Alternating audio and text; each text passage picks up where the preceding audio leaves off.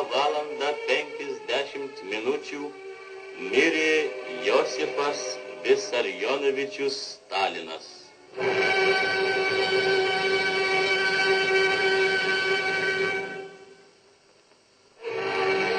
Skaudi žinia didžiu liūdesiu apgaubė visą šalį.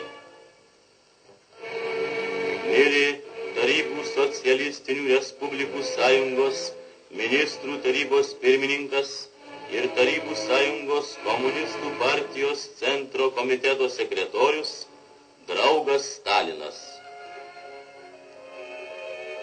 Gedi Vilnius, kurį lietuvių tautai sugrąžino Stalino tėviška ranka.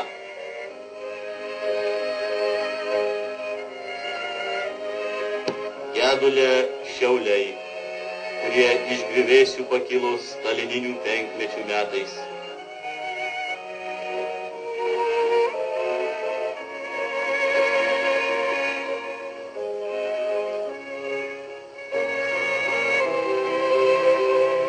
Baltijos jūros uoste Klaipėdoje nuleistos laivų vėliavos.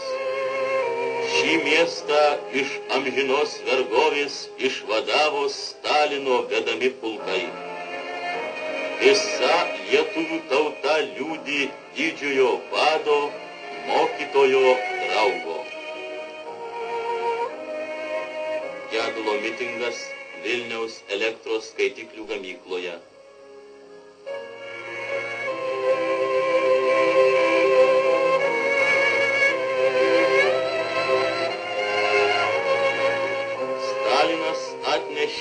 Lietuvos darbo žmonėms laisvę ir didžiulę ateitį. Taip kalbėjo šaltkalvis Teodoras Pečiulevičius.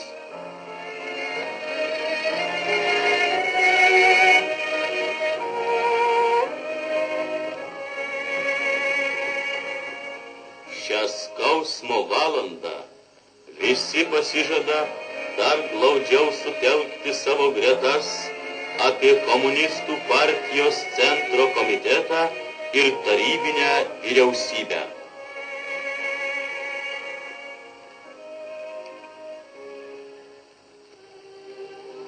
Elfos elektros reikmenų gamykla išaugo pokarinėme stalininėme penkmetyje. Stalinas sukūrė Respublikoje naujas pramonės šakas. Jo rūpesčių išaugo nauji žmonės, komunizmo statytojai.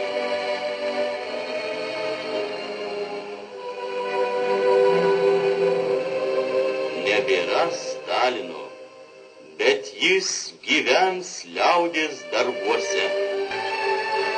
Stalinas paliko kovose užgrūdintą partiją, kuri ištikimai tarnaus liaudžiai, ves ją naujų pergalių keliais.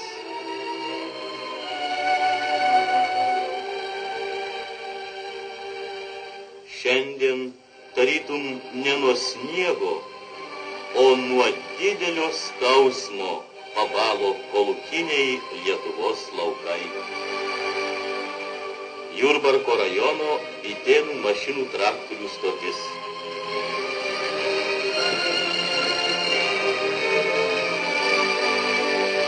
Darbą palengvinančias mašinas, traktorius, kombainus siuntė į Lietuvos kaimą Stalinas.